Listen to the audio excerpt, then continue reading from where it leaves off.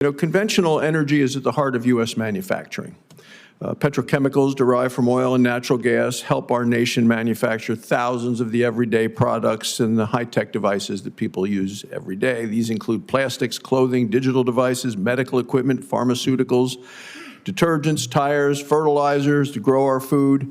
So ironically, solar panels and wind turbines rely heavily on oil and gas production.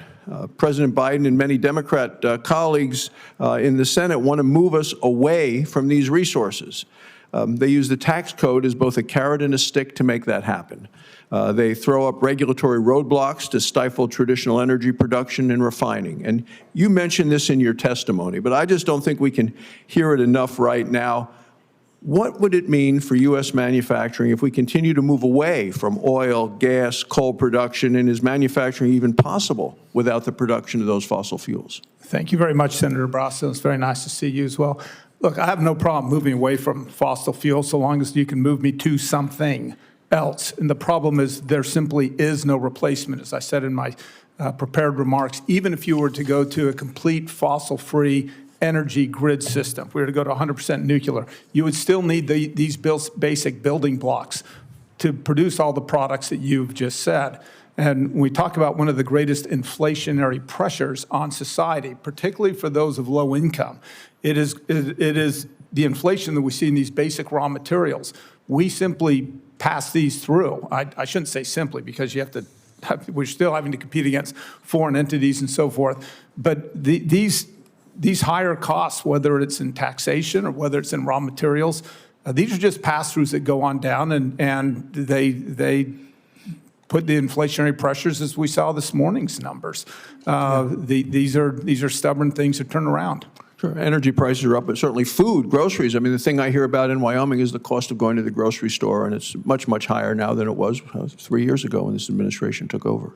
Well, your cost of manufacturing food, protecting food, cold storage of food, packaging of food, transportation of food, all of this, that all supplies, that's all part of our supply chain that we produce and supply. Yeah. I would get to China if I could. As we find opportunities to grow U.S. manufacture, I think we have to look at ways to limit China's influence in the United States in terms of manufacturing, the impact on supply chains. This so-called Inflation Reduction Act, with the help of the administration, I think it further opened the door for U.S. tax dollars to go to entities controlled by China. Our energy and green manufacturing sectors are flooded with expensive tax credits, and this tax and spending bill is pushing us away from the fuels and the technologies that America dominates. Instead of pushing us toward the minerals and technologies controlled by China, I think we ought to be focusing more on what we ought to do here in the United States. So American-made is the title of this hearing, but the products and the technologies that the Democrats are subsidizing are going to be put in ways with components and materials that say on them, made in China. So my question to you is, what are some ways that China benefits from this so-called Inflation Reduction Act, and isn't that hurting us?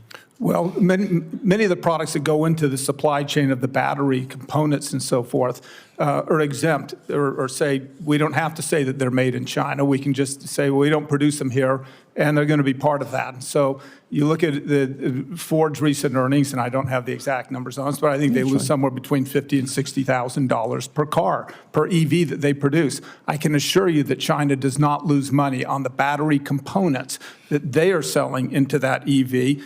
Everything from the cadmium to the lithium to the cobalt and so forth, manganese, products that we can be producing here domestically, ethylene carbonates and so forth. Those products are of great profit, and they continue to be subsidized by Chinese coal and government subsidies. So there is that balancing that we either need to commit to that production, those supply chains ourselves, incentivize and admit that we need to get in there, or we need to let the Chinese do it if we're going to have an EV fleet.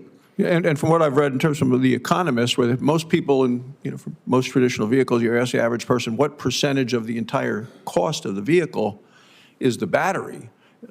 For electric vehicles, it's about half of the cost is the battery. Is that consistent with your findings? Well, it certainly is the most technically oriented and the part with the fewest raw material suppliers. You don't go out and find 20 different suppliers of cobalt. Usually you've got 1 or 2 Chinese producers in these areas. This isn't something you go scour and get in 15 different suppliers around the world. Thank you. Thank you, Mr. Chairman. My time's expired. Thank my colleagues. Senator